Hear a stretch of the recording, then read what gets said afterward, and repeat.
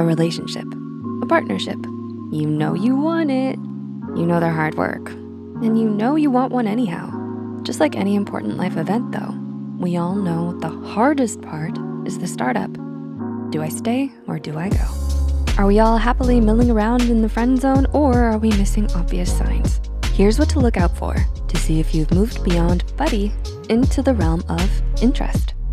Number 1, they really wanna be around you all the time.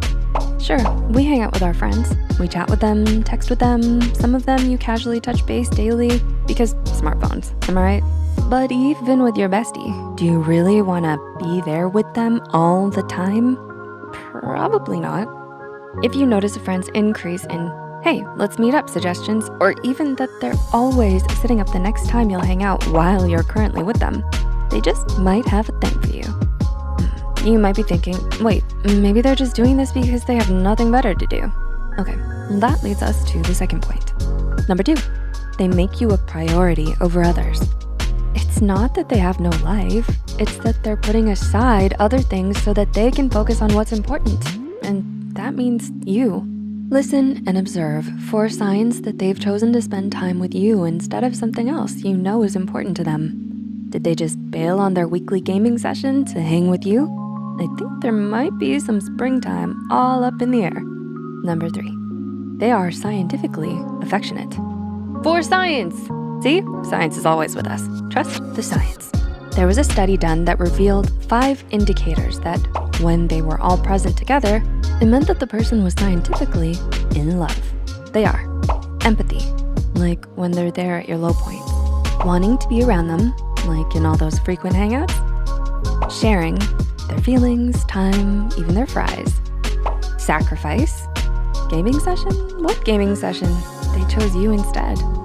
Joy. This should be obvious, but they're significantly, visibly happy being around you.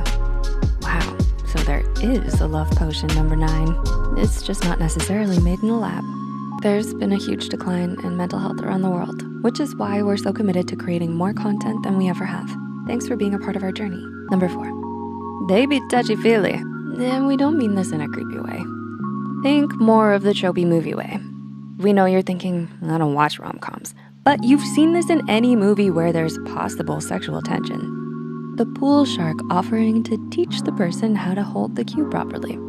The golf expert wrapping their arms around the person to make sure their grip on the shaft of the club is correct. And there was so much innuendo there, you can't miss it. Like, come on, we all know they weren't needing that much instruction.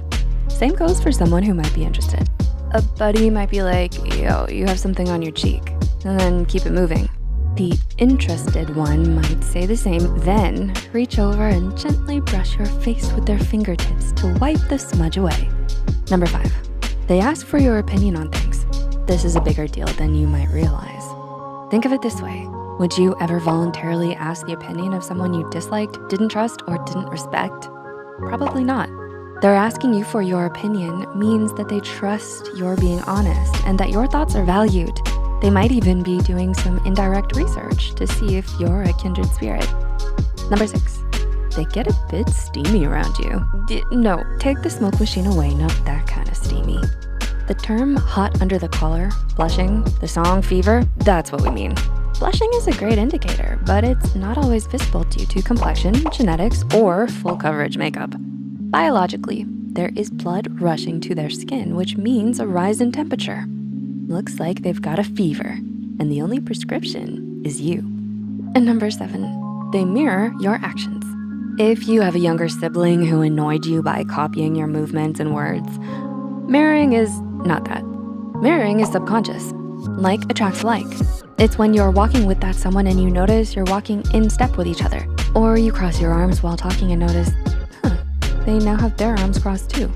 That's their brain subconsciously prodding them to, in an odd way, physically empathize with you because they like you and they very likely aren't aware of it. Did anyone come to mind when you heard these points? Did you think of yourself doing this towards someone? Do you think you see a sign but aren't sure if it is?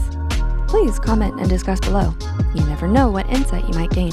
Above all, love is a good and wonderful thing. So even if it's not showing up here and now, keep these signs in mind for the future and carry on.